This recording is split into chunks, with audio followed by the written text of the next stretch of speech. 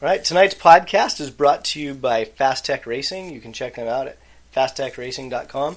And we have a guest tonight from the KPX crew, Kenny Manchester. Would you like to say hello? Hello. How are you? I'm doing good. How are you doing? I'm good, man. I just, got on this podcast last minute here and was excited to talk to you. Well, it's going to be me, you, and my two followers. So it's going to be an exciting evening. So I wanted you on the show this week because this weekend you have a KPX race coming up at the Prairie City Track. So give us some details. How is it looking? Well, it's looking like it normally does. I mean, we do pre-registration every race, and I get a pretty good estimate of what's going to go on at our races from that. Usually we hit around 45 to 50% pre-registration. Sometimes we get surprised and more people show up. But pre-registration does make our life a lot easier as far as getting everything done at the track for not just the KPX team, but like the scoring people and the registration people and everybody. But yeah, man, I mean, we're excited. It's going to be the second trip out to Prairie City, which is round 4 of the championship. And, we're looking forward to it. We're doing a little bit different track layout out there. We're going to do the, perimeter, I think without 13 or something like that. It's just cutting right through, by that last turn. But yeah, I mean, it's no surprise. We're going to a place we're pretty familiar with, and we've basically mastered having an event there with Darcy and her whole team. So yeah, it seems to be a popular track to go to. It's definitely a fun place to drive. Going back into your comment about pre-registration, when does pre-registration end? Usually close it a day, so the Thursday before the event. Okay. I just have time to get everything closed out. Sometimes you can sneak in. I'll leave it overnight just because I fell asleep on my couch. But yeah, for this race, it'll be closed on Thursday, right around midnight. And then do you have a dedicated pre-registration link, or it's just kpxracing.com? It's actually, I mean, you can get to it from there, but it's kpxregistration.com. kpxregistration.com. Okay, yep. And I'll put a link in the notes below. So kpxregistration.com, so you can get pre-registered for this weekend's event. So as Kenny said, it really helps, makes things a lot more efficient at the track. Actually, that kind of goes right into a segue.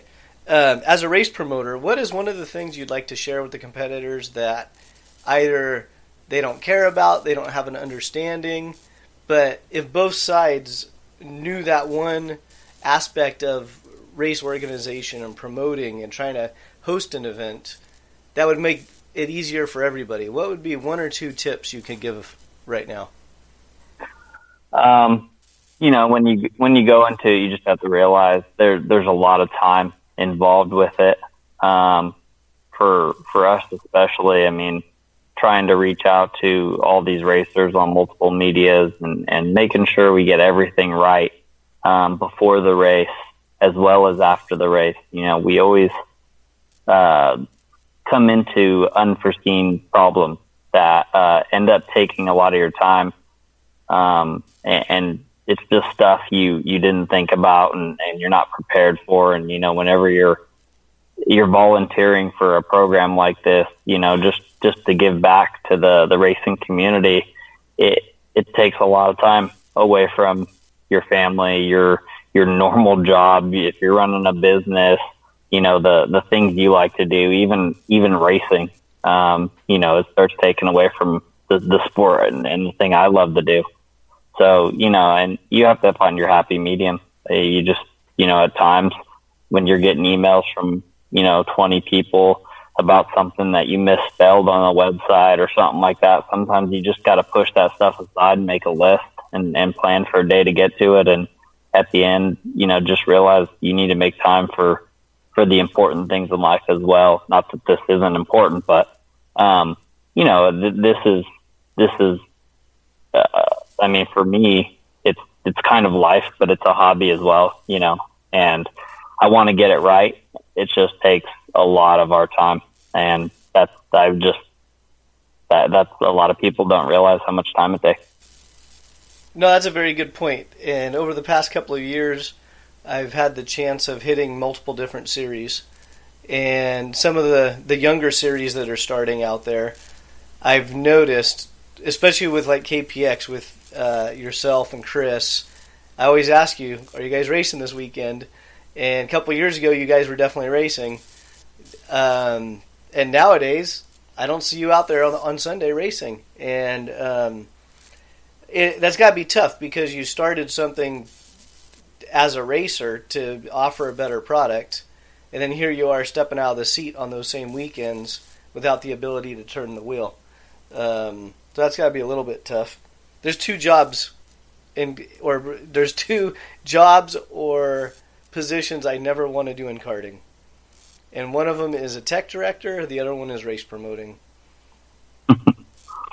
Yeah, I mean, you know, we went through a period at the beginning, and it was just growing, and we were expecting to make errors and expected to make errors, and realistically, like I said, I love karting. I love racing. I love being in the seat. It takes me away from everything. And, you know, and at the end of the day, we're at a point now where we've got, you know, this KPX team put in place. We have our tech guys. We have our scoring guy. We have our lady, sorry, Stephanie. We have our race directors. You know, we have a solid team put in place. And with most of these tracks, I mean, they're doing a great job on their end as well. So it's actually giving me an opportunity to get back in the seat. You know, I just have to do all the footwork before I show up to the track to make sure that there's not going to be any problems. Make sure I have a radio on me so that if there is problems, I can quickly go address them, or make sure, you know, Chris or Brian or somebody is handling stuff that I normally would handle while I'm out on the track. But, you know, I'm excited about this upcoming race because I'm getting back in the kart, man. So you are driving this weekend? I am. Nice. I'm driving this weekend. Well, that should be fun for you. Are there any special notes for the Prairie City event this weekend that you want to share with anybody? You know, if you go on kpxracing.com, there's a link to all the informationals that you'll need for the weekend. It's basically the same old KPX weekend. As far as the schedules go, people should be a little more pleased with the lap count. And then, you know, we got our same schedule, same time, you know, basically racing from 8:30 to 5 on Sunday. Well, actually the trophy presentation is about 4:45. Main thing is just parking, I would say. At Prairie City, parking seems to be an issue. You know, just make sure you have all your tow vehicles and big haulers. If you're not pitting out of your trailer, or if you have a, you know, 80-foot hauler or something, you know, and you can park that across the street, or if you are camping and not pitting out of it, park it across the street at the midget or micro, whatever that track is over there. That helps out a ton because it allows us to get people in easier and people out easier. And then as far as everything else is concerned, I mean, just show up and have some fun. That's the most important thing. That is definitely the most important thing. Second most important thing, where's your favorite place to eat in the Prairie City area on a race weekend? Oh, man, that's hard. I went to Buffalo Wild Wings one night, and that's nothing special, and it sucked. Don't go there. Oh, so that's not a plug. That's a don't go. Yeah, that I wasn't too impressed. I went to BJ's another night. That wasn't. This podcast is brought to you by Buffalo Wild Wings. No, I mean, you know, I don't know too many hot spots out there. I usually just get something quick. I'm usually beat by the end, you know, of practice day and race day. usually trying to help out people, just because I love to, I get to work on carts in the evening, stuff like that with people. And by the time I eat, I'm usually eating pizza or something. Somebody brings me a burrito or something shows up and somebody's barbecuing and I eat that. Actually, here's the plug. If you want good food, bring it to the track and barbecue so I can come have some barbecue at your trailer. There you go. So everyone, bring Kenny food. Boom. Solid. Boom. Done. And for those of you that don't want to bring Kenny food, if you're driving down Grant Line, stop at Fat Mike's in Wilton. Fat Mike's Pizza. Right across the street from the Chevron. Pizza. That's fine. Oh, you know what? There is a pizza place over there by the gas. Next to each other. What's the other one over there? Pizza Bell. What is it called? Pizza Bell. No, that's not it. Yeah, so Pizza Bell's pretty good, but my favorite's Fat Mike's because they always have baseball going on the TVs. There was a place over there that was really good, a pizza place that we ended up stopping at. But pizza. Yep. Are there any shout-outs you want to give to any of the teams or sponsors for the KPX series?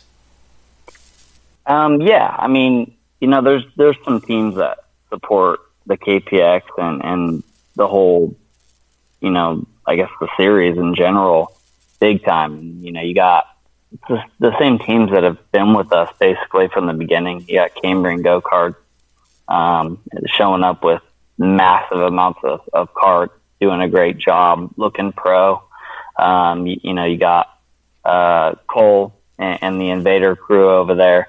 They always show up and usually are a team to really compete and have to, watch out for to try to beat them. And then you got Rodney at Nevada. He shows up and is usually putting on a show as well. And yeah, I mean, those three teams right there alone really show up with good numbers and they always show up every race. I mean, they don't miss one.